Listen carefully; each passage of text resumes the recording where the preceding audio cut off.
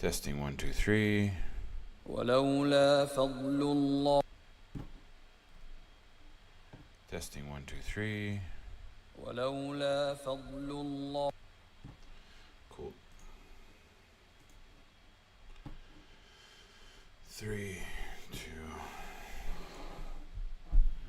Assalamu alaikum. Welcome back to another episode of Quran in English. My name is Ahmed and I'm happy to take you through the second chapter of Surah An-Nur, the chapter of the light, which is designed to give us some clear directions about what is expected of Muslims. Before we get into it, I must explain what I'm doing. I'm here trying to discover what the Quran has to say. I'm looking at it with a fresh set of eyes. Even though I was raised Muslim, I really consider this my proper first look at Islam and the Quran and what it has to say. So this is an education journey where I'm trying to learn, and I've already learned a bunch of things from today's section. But I'm trying to share my thoughts with you because I feel like the best way for me to learn is to explain it. I'm not a scholar. I'm not speaking as a point of authority. I'm trying to learn. So if you have a different perspective, please feel free to let me know in the comments. All right. أعوذ بالله من الشيطان الرجيم بسم الله الرحمن الرحيم, and off we go. يا أيها الذين آمنوا لا تتبعوا خطوات الشيطان ومن يتبع خطوات الشيطان فإنه يأمر بالفحشاء والمنكر ولولا فضل الله عليكم ورحمته ما زكى منكم من أحد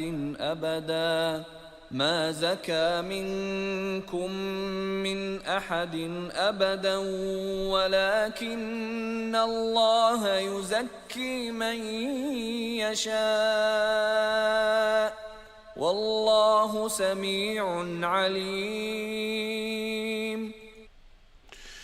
Okay, so this chapter has been about the rules and how do we follow and what do we kind of need to do. Primarily we were talking about adultery or sex outside of marriage, and we are going to touch upon that topic in these couple of verses, which kind of indicates that it is saying that any sex not within the confines of marriage is wrong. But first, let's look at the verse that's ahead of us. It says, O ye of you who believe, Ya ayyuha alladhina amanu. Do not follow the footsteps of the devil, shaitan, the temptress, Satan. And whoever follows the footsteps of the devil, then he is commanding or spreading or causing to grow immorality and evil. And if it had not been for the grace of God upon you and his mercy, none of you would have been pure from anyone ever, but God purifies whom he wills. And God is all hearing and all knowing. A lot is being said here, but primarily it's saying don't follow the footsteps of the devil. What does following the footsteps of the devil mean? It can mean a variety of things. Calling to sin, living a life of sin, struggling to do what's right, struggling to stay away from what's wrong. And this is something that I struggle with on a regular basis, and that's why I'm reading the Quran. I'm trying to figure out what the answer is so that I can try and avoid it. But even when I know what the answer is, it takes me a while to kind of have the lesson within me. And then it says that if it had not been God's grace and mercy upon you, none of you would have been purified. None among you would have been purified. But God purifies whom he wills. And there's always this choice. The concept of free will and choice is a recurring theme in the Quran and in my understanding of what is being said in these verses. Now, as I was taught Islam from my parents and from my society, choice matters, free will matters. You choose whether you believe, you choose whether you disbelieve. And I don't know that I believe that to be true. Also, according to the Quran, it says many times, God chooses who he guides, God purifies whom he wills. I've heard the explanation of whom he wills being, if the person wills, God will purify them. I don't think that's what these verses are saying. It's very clear. Because it says, if it had not been for the grace and mercy of God, none of you would have been pure, but God chooses who he purifies. It's very clear that God is the driving force in who gets cured, who gets purified, who gets guided, and who gets misguided. Which then brings the question of, what is free will? Does it make sense? Is it right?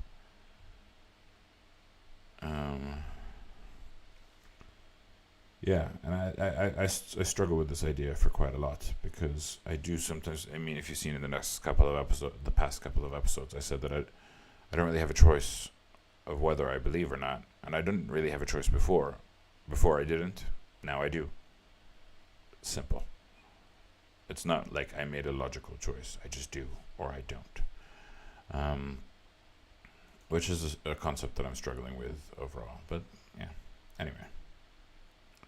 ولا يأتل أولو الفضل منكم والسعة أن يؤتوا أولي القربى والمساكين والمهاجرين في سبيل الله وليعفوا وليصفحوا ألا تحبون أن يغفر الله لكم والله غفور رحيم. And do not let it swear those who have virtue from you and with the amplitudes of means. Don't let them swear don't let them swear off giving the next of kin or the needy or the immigrants in the way of God. So here it's kind of denying. Don't let the people of virtue and affluence swear to suspend donations. It doesn't say suspend, but it just says swear to give. And it doesn't mean, it does mean the opposite of what it's saying. It does mean la ya'ti la an yu'tu. Do not swear that they give.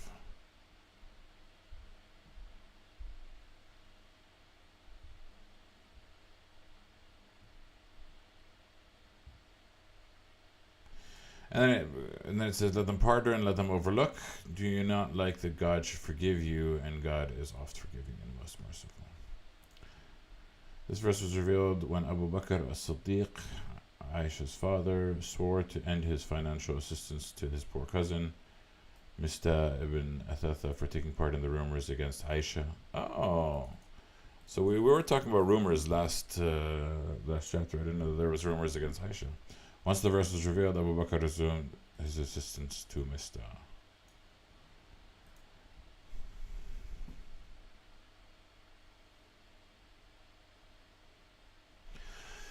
So what is being said in this context? Even if they sin, you should still support your family.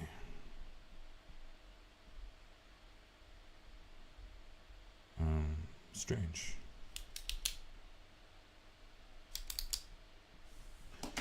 Yeah.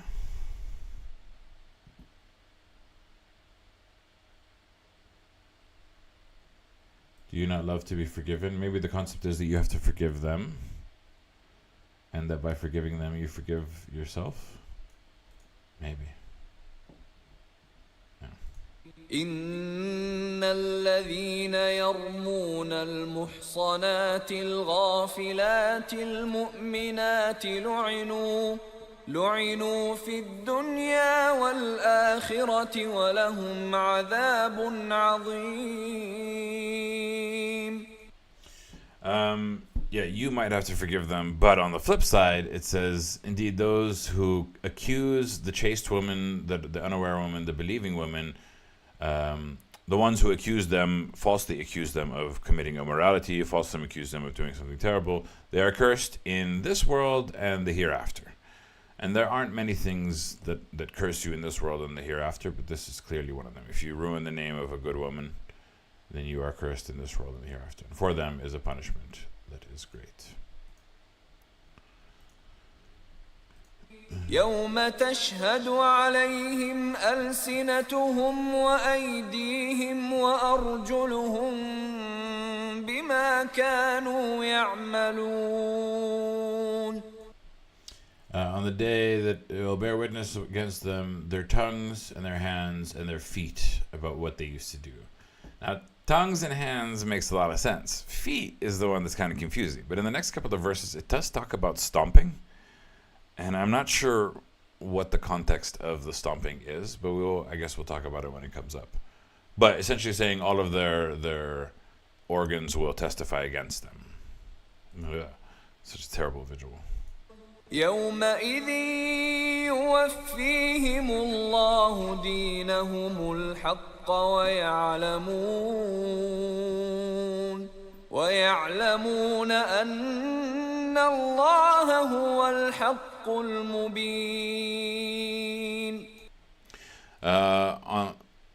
On that day, God will pay them in full their recompense, their penalty, what they're awarded, that is due justly. This is the word justice. Haqq is not only truth, but it's also just. And they know that God is the one who is the truth, who is just, and who is ultimate truth. الخبيثات للخبيثين والخبيثون للخبيثات والطيبات للطيبين والطيبون للطيبات أولئك مبرؤون مما يقولون لهم مغفرة ورزق كريم. Such a terrible word. Al-khabithatu lil-khabithin. Filthy women for filthy men. Wal-khabithuna lil-khabithat, and filthy men for filthy women. And then the flip side, it says, and good women for good men, and good men for good women. And those are the innocents. The good men and women are the innocents from what they say. And for them is forgiveness and a provision that is noble. This passage declares the innocence of Aisha, the Prophet's wife. Yeah, it's just, it's like hearkening to a time when, I mean, Middle Eastern societies represent this type of lifestyle a bit more than Western societies, because Western societies aren't so much interconnected units, whereas Middle Eastern and Eastern societies are very structured and very family-oriented units. So the reputation of somebody is very important, and specifically in the Middle East, honor is such a huge statement. So just imagining that this was happening at the time of the Prophet is kind of amazing and intense. And specifically to the Prophet's wife, like that's what a slanderous accusation. But like anyone who has ever been accused of something that they haven't done, like you just feel like you're suffocating, you feel like everyone's talking against you, you feel exhausted. So as dirty as a word as filthy is, wicked doesn't even capture it. Khabith is filthy, like disgusting, not just wicked. Yeah, heavy stuff. يا أيها الذين آمنوا لا تدخلوا بيوتا غير بيوتكم حتى تستأنسوا وتسلموا على أهلها ذلكم خير لكم لعلكم تذكرون. Here it says something interesting. O ye of those who believe, do not enter houses that are not your houses until you have asked permission and you have greeted its inhabitants, its occupants, its owners. That is better for you, so that you may take heed. And the first thing that came to mind is the police.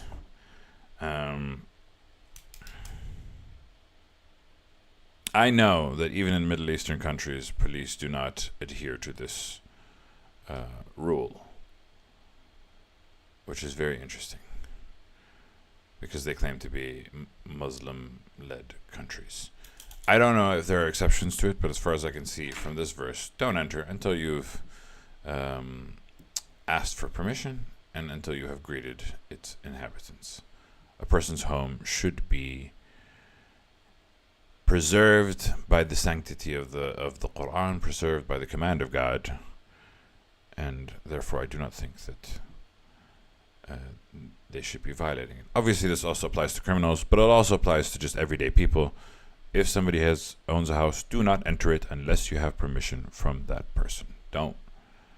There is something sacred about a home. There is like a kind of barrier that exists in everybody's home.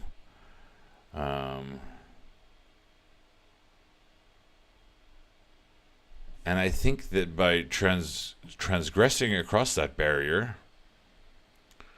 you do something terrible for yourself. I think that would make sense. So if you transgress somebody else's home barrier, then somehow I feel like your own home barrier would kind of get weakened. But I'm just using my imagination to think of why it's better for you. There has to be a consequence of crossing into someone's house without their permission.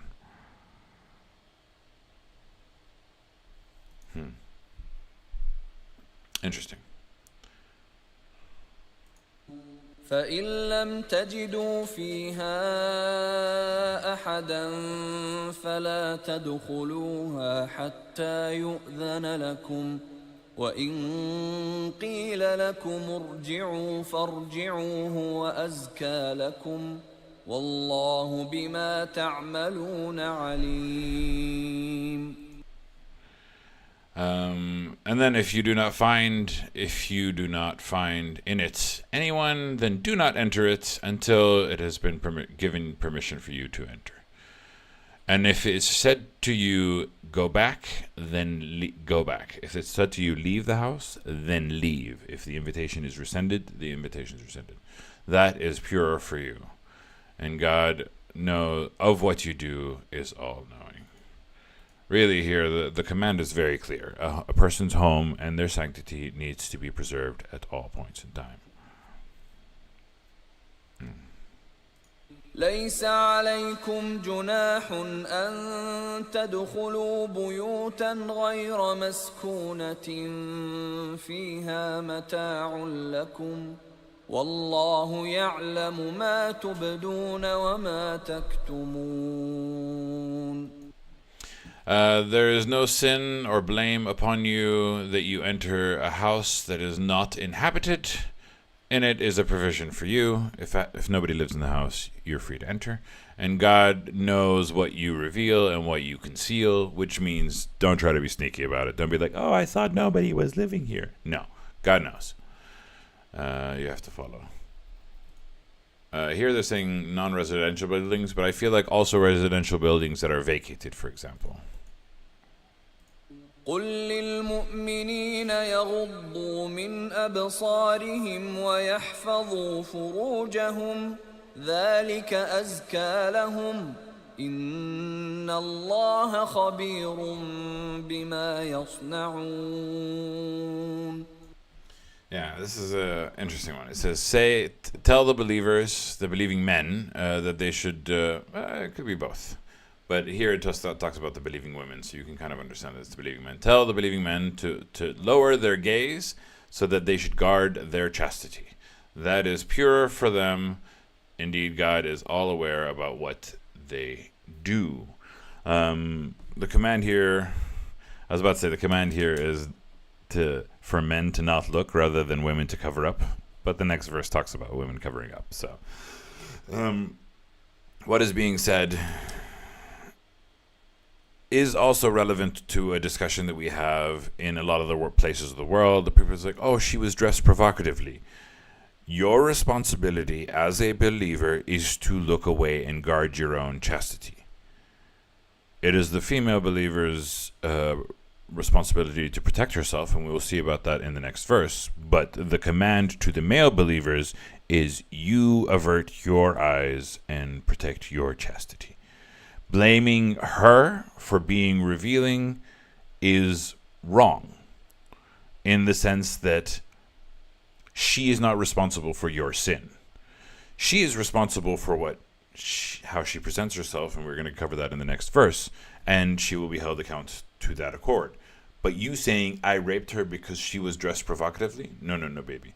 That's not on her. That's absolutely on you, 100%.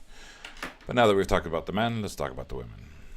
وقل للمؤمنات يغضضن من أبصارهن ويحفظن فروجهن ولا يبدين زينتهن إلا ما ظهر منها وليضربن بخمرهن على جيوبهن ولا يبدين زينتهن إلا لبعولتهن أو آباء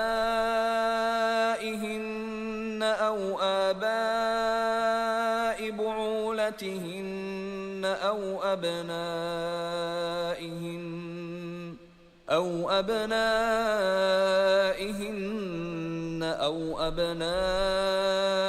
بعولتهن أو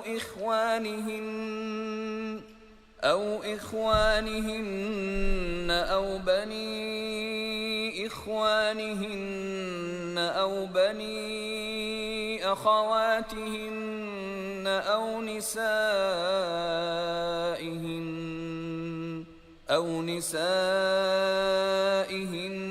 أو ما ملكت أيمانهن أو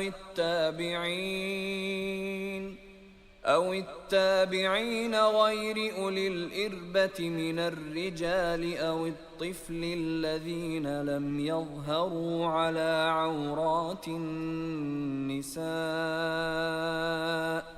ولا يضربن بأرجلهن ليعلم ما يخفين من زينتهن وتوبوا إلى الله جميعا أيها المؤمنون لعلكم تفلحون. Okay, a lot is being said in this verse. We'll take it bit by bit. And say to the believing women that they should also lower their gaze and guard their chastity. Same instruction given to men, same instruction given to women. Both should guard their chastity. And do not display their adornment. Is zinatahunna is like their beauty, their... It's a bit of an open term, because adornment is like what they're wearing, but their beauty, except what is apparent from it, except what is obvious from the beauty. And then it says, and let them strike or draw bihumwarihinna. Here it says their head covers. Khamarashay ghatta. It is talking about covers. It does not mention head. So they may strike their covers over their... Here the word is pockets. And it is also understood that breasts can form a pocket in the center. But some people take this to mean anything that resembles a pocket, a mouth, a nose, an ear. And that's why some cultures cover everything except for the eyes. Because the nose has to be covered, because the mouth has to be covered, because the ears have to be covered. Some people take it a lot more liberally, and they talk about, the pockets are the private bits, and some take it extreme.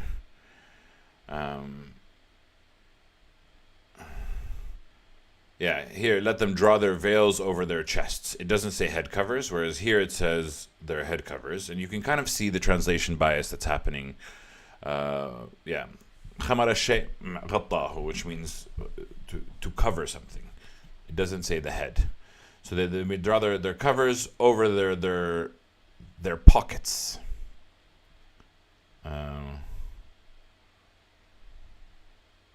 Yeah, here they're saying jibahunna means bosoms or breasts. Jeba means pocket, which I wonder, can we take a look at that word in Translate and see what it says? Their pockets, 100%. Like I'm not. And not to display their adornment. And again here, like, what is the adornment? What does zinatahunna mean? Does it mean their hair? Does it mean their beauty? Does it mean their figure? It could mean any of the above. But anyway, they shouldn't show this sensitive thing except to their husbands or or their fathers or the fathers of their husbands or their sons or their sons of their husbands or their brothers or to the sons of their brothers or the sons of their sisters or their women or what possesses their right hands, which we've talked about in this. We've talked about it in terms of it being either slave, bond people in your arms, and I've given the explanation that it might be more than bond people. I'm going to explain differently as I understand it now. So this is the right hand, or the attendants that have no physical desire, which this is an interesting word. Attendants that have no physical desire from among the men. What does this mean? What man has no physical desire? Two things come to mind. I'm trying to find, where is this? There we go. Two things come to mind. One is the asexual of our society. There are some men without any sexual desire. And two is the homosexual of the men. Look, nobody's watching this channel, so I might as well kind of express it. I come from the second camp. I am attracted to males. I'm not attracted to females. And I have been in many situations with many different women, and nothing. It does absolutely nothing for me. Like I even if I wanted to, like I don't even know how I would think about wanting to. I don't even think about how I would like technically I'm a virgin because I've never had sex with a woman, right? And I would never want to. In my 20s, I was like, I'm really open to it. I'm really open to it. Let me try. And then by the time I turn 30, I'm like, okay, clearly, I don't even want to try a little bit. I'm not. There's zero interest in me. And I was super open. I was open to everything in the world. I was a yes man to whatever comes my way. And I've been in many situations, and I've never had the desire, nor do I think that I will have the desire. So this technically does apply to me, having no physical desire for women specifically. But it could mean asexual. But then comes the question of, how do you test this out? How do you know for sure? I remember there was like an old story of like somebody who used to let, among the time of the prophets, who used to let the women be relaxed in front of certain types of men. I would imagine that I fall within that category. But how do you test that? How do you know for sure? I mean, I know myself, but I couldn't tell you any other man. Even there are bisexuals. There are people that are like not completely 100% one way. Some people that are like a little bit open. Being in the world that I've been in for the longest time ever, I can tell you, it's impossible to know. It's really impossible to know. So how do you do this? I don't know how you'd validate this. But then there's a second concern that comes with regards to this person.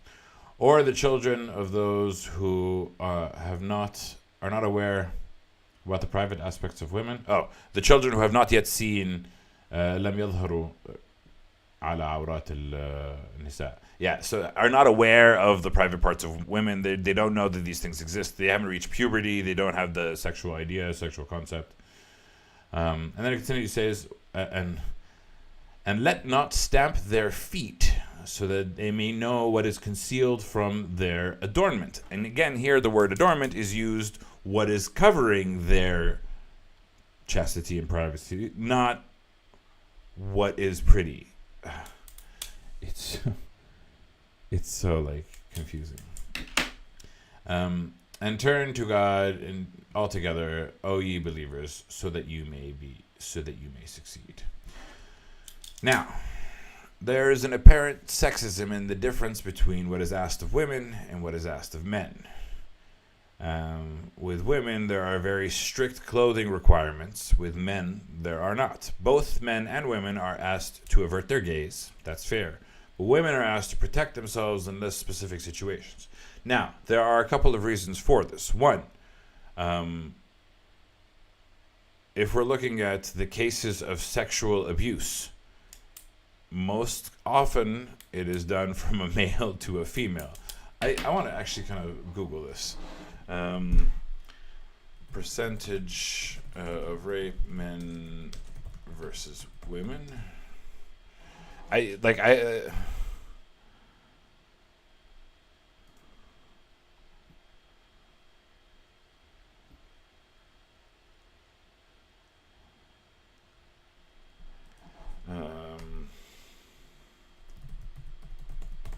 trying to estimate 91% of victim of rape and assaults, rape and sexual assault are female, 9% are male. Nearly 99% of the perpetrators are male. Yeah, that's kind of exactly roughly the number that I'm doing. 99% of sexual assault is committed by men. And since the norm in our world is heterosexuality, therefore women require more protection than men. So while you think that this condition is designed to be sexist in a way that it's forcing women to do more, it's designed to protect them more than it is to protect men. I always thought about it from the reverse. Like, why don't men need the protection? Is because a man is able to defend oneself better against another male perpetrator. 99% of sexual assault people are males, and as long as you're trying not to get intoxicated, you're able to protect yourself in a certain way. So these rules are designed to protect women so that they can be safer. But the exact specificity of the rules, so that let them draw their covers over their pockets, and it does not display their adornment except. Do not display their adornment except, but then in the end it says, so that they may conceal of their adornment. Okay. So the adornment is considered their natural beauty, and there is a specific, like, without clothing, without public decency clothing. So there's kind of, the direction that is being said. Zinatuhunna is like what is being revealed to the privates, and again it says don't let them stamp their feet so that they may know what is hidden from their adornment. Which I was like, what does that mean? Does that mean to like make their clothes vibrate? I don't know. How does snapping your feet do any of this?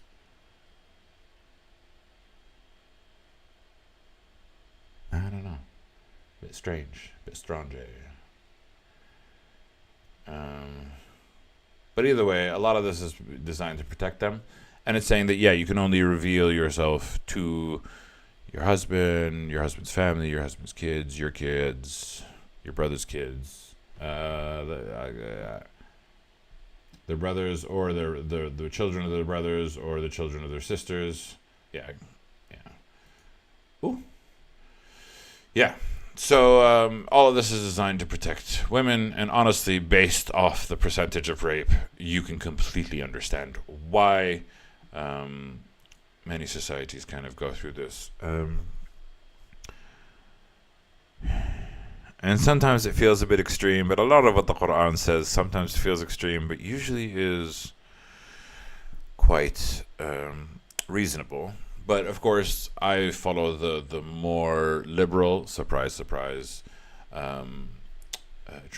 explanation of this, not the full head cover. Some people even cover the eyes because the eyes are also part of their zina, their beauty. I don't think they have to do that. But the next verse is going to lay to rest what I have been saying before with regards to sex in marriage. Is it breaking the vows of marriage to have sex with somebody else, or is it any sex that's not within the confines of marriage? Not this verse, but the next verse after that. وأنكحوا الأيام منكم والصالحين من عبادكم وإمائكم إن يكونوا فقراء يغنهم الله من فضله والله واسع عليم. And marry the single from among you, and the righteous from your slaves and female slaves, your bondwomen and female bondwomen. The righteous are your bondwomen, and the female bondwomen. If they are poor, God will enrich them from His bounty, for God is all-encompassing and all-knowing. Marry off the free singles. The word singles implies free. I don't know why they needed to add the word free. But essentially here is saying that marry off people, and even the good from your ibadikum wa imaikum. Oh, the female word for male slaves is imaikum. I didn't know that. Ibadikum, I'm aware, because we've seen the Quran use the word abd quite a million times. We are all ibadullah. We are all God's slaves. Wa imaikum, the female slaves. But essentially it's saying marry off the singles and the righteous of the bondwomen. وليستعفف الذين لا يجدون نكاحا حتى يغنيهم الله من فضله والذين يبتغون الكتاب مما ملكت أيمانكم فكاتبوهم إن علمتم فيهم خيرا وآتوهم مما لله الذي آتاكم ولا تكرهوا فتياتكم على البغاء إن أردنا تحصنا لتبتغوا عرض الحياة الدنيا ومن يكرههن فإن الله من بعد إكراههن غفور رحيم. Okay, so not for the very first time on this channel, but I have to correct myself for what I had said before, and let it be chaste those who do not find marriage until God enriches them from His bounty. This is very clear. There is no confusion about whether or not you should have sex before marriage. Moral question. Hi, Chris, by the way, nice to see you on the channel. More question. You stated that the clothing rules are to protect women, but why aren't the rules more like maybe people shouldn't do that? Isn't it putting the blame on the victim? No. The clothing requirements are to protect the women. There are many verses on the violations as well and the punishments of the violations. So it's not just this one verse. This one verse is one part of an entire discussion. This one verse is how do women protect themselves, but it's also holding people to responsible. It holds also holding people responsible for sexual abuse and for committing immoralities. Like there are many verses that talk about that. and talk about what society should do to those people who commit those crimes. So there are deterrents of many forms and shapes and sizes in this worldly plane and in the afterlife for the acts of sexual abuse, but at the same time, they know that you can't just punish the guilty without protecting the innocent, and these verses are designed to protect the innocent. But back to the discussion. I've been talking about in this channel for quite some time, is chastity supposed to be preserved until you are married? And the answer is an unconfusing, super clear, unequivocal yes. You should not have sex unless you are married, according to the Quran. Therefore, my explanations prior were a bit too liberal. Now, whether or not I'll be able to do this is a different topic, but this is something that I am definitely accepting as the Quran's perspective. And those who seek the writing, and those who seek the book, and those who, and if any of those bonds people in your possession make their contact by their own freedom. Okay, and those from whom possesses your right hands, the bonds people, seek the writing, so then give them the writing if you know in it is any good. So they're seeking freedom, they're seeking a contract, know that it's good, if you find goodness to them. If they are good bonds people. So here we are talking about the slaves of war, so to speak, which again is a very difficult concept to talk about, but it does talk about the liberation of slaves, so I don't know. Yeah, I'm going to have to digest a lot of these verses because there's some heavy verses that we're reading for sure. And give them from the wealth of God that which he has given you. So when you give them freedom, you also give them a bit of wealth. So it is designed to free the good from among the people who are in captivity. And do not compel your slave girls. It says your girls, but the understanding is slave girls into prostitution if they desire to be chaste, so that you may seek temporary gain of the worldly life. Essentially, don't put your bonds girls in prostitution so that you can make money off of them, especially if they want chastity. Preserve their chastity. And whoever compels them, then indeed God is after their compulsion, oft forgiving and most merciful. It's not talking about the people who put the girls into prostitution will be forgiven. It's talking about the girls will be forgiven. So the girls will not have blame, but the people themselves will have the blame. وَلَقَدْ أَنزَلْنَا إِلَيْكُمْ آيَاتٍ مُبَيِّنَاتٍ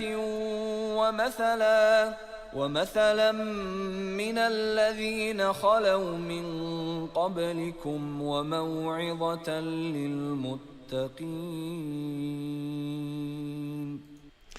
And this is the last verse for today, is verily we have sent down to you the verses that are clear and an example for those who passed away from before you, and an admonition for those who it's not fear, who are mindful of God, who understand, who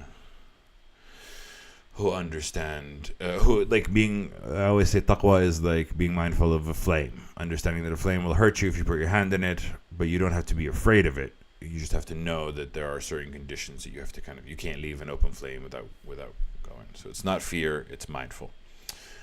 We sent down these clear revelations. Some heavy content. Yeah, Chris, I see your comment and I will respond to it because I think it's very interesting discussion. But for now, I'm going to end the YouTube episode and say goodbye, YouTube. I'll see you guys tomorrow. Ma'as-salama. Yeah, the Quran seems to be fairly lax when it comes to like, hey, you had to do this thing. It's okay to ask for forgiveness and get it. Correct. There's a lot of laxness within the Quran. There's a lot of concept of repentance. There's a lot of concept of as long as you draw breath, it is not too late to change your ways and repent. There's a lot of tension and relief within the Quran. Tension is suffering, pain, judgment. Relief is forgiveness, prayer, and mercy. And it kind of encourages people to walk the fine line of it's okay to make mistakes. It's okay to admit that you've made mistakes. It's okay to do better and to try better. It doesn't say that any person is bad or good. It says that you must continue your whole life trying to seek mercy, trying to seek forgiveness. And we all need mercy and forgiveness. Even the good. The good need to ask and pray for forgiveness because the good make mistakes. Everybody makes mistakes. And it's only through the grace of God that we can get to it. Which is closer to the concept of original sin from Christianity, in the sense that we're all sinners and we need God to have mercy upon us. But it's also a difficult perspective to have because... feeling like we're always screwed is always a bit of a tough one. How you doing, buddy? Nice to see you.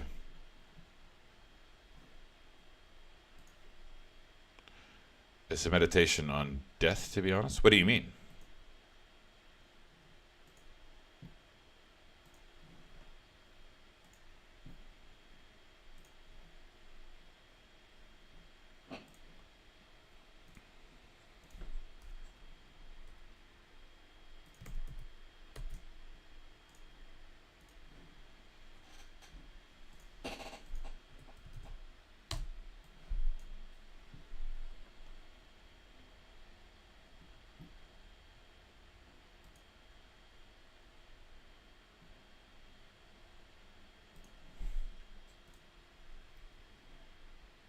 Let me keep your chat up.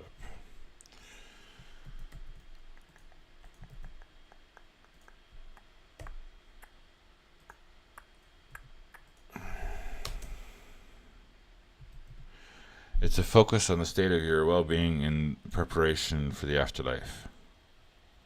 Yeah, kind of. The whole Quran is talking about how this whole world is nothing but play, right? It's just it's the illusion, and you have to prepare for life ever after.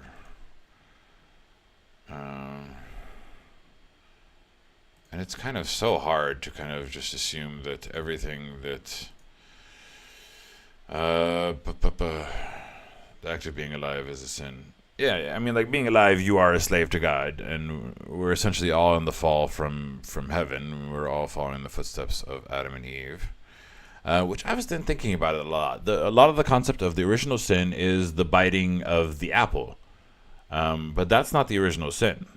The original sin was deciding to bite the apple, which means they sinned before they bit the apple. It's not an apple, by the way, it's a fruit.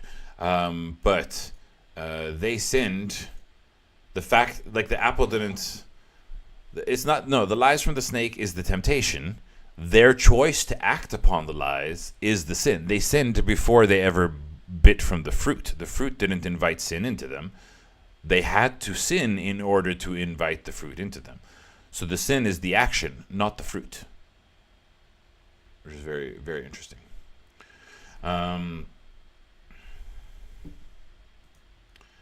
Man, discovering religion is a very difficult perspective. Because it's like everything that I've learned and everything that is normal. Oh, we might have talked about it before. But everything that I've learned and everything that was normal to me and everything that I kind of reached through my own life of the world is not what I see in religion. Everything that I was naturally drawn to is almost antithesis to religion, specifically when it comes to sexual freedom, sexual life.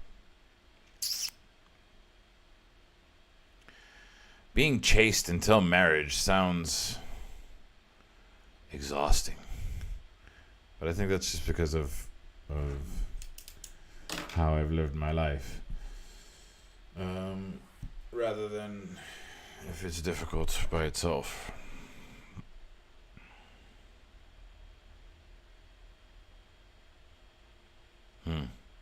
I have lots to think about. It's a pretty unrealistic goal, to be honest. It's a goal that has been done by many a people. It's not unrealistic. It's just difficult.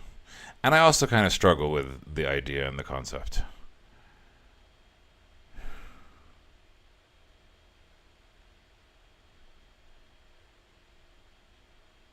Yeah. Who knows? Can we do like a call? Because I think it would be better for us to have a conversation than it is to do it via chat. I'd almost not trust someone who tells me they're chaste. It's probably their lie. I come from the Middle East. It's a lot more common than you imagine. I know for sure that some people are chaste. My girlfriend is asleep. Okay, that's fair. I know for certain. I know people personally that I 100% can tell you that they are versions. Not many. Don't get me wrong. Very, very few, but they do exist. In fact, I am certain of but one.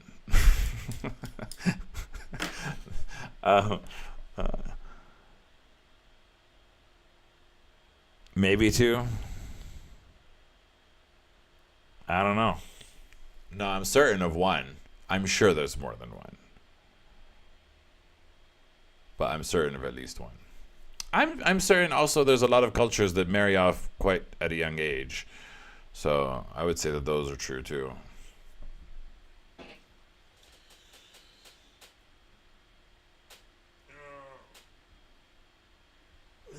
You also find a lot of sexual deviance amongst religious leaders. That is true. More so amongst the Catholics, because they also have certain roles where they're supposed to be chaste for life. It's a role that almost always attracts people who desire power over others. Yeah, that's why I say it's more likely for the Catholics, because in the Muslims you can marry for sex. I heard in the Jews that you're not supposed to, in like Orthodox Jews, you're not supposed to have sex for pleasure even after marriage, which I don't know who this guy was learning from, but he's just got some wrong information. He's confused.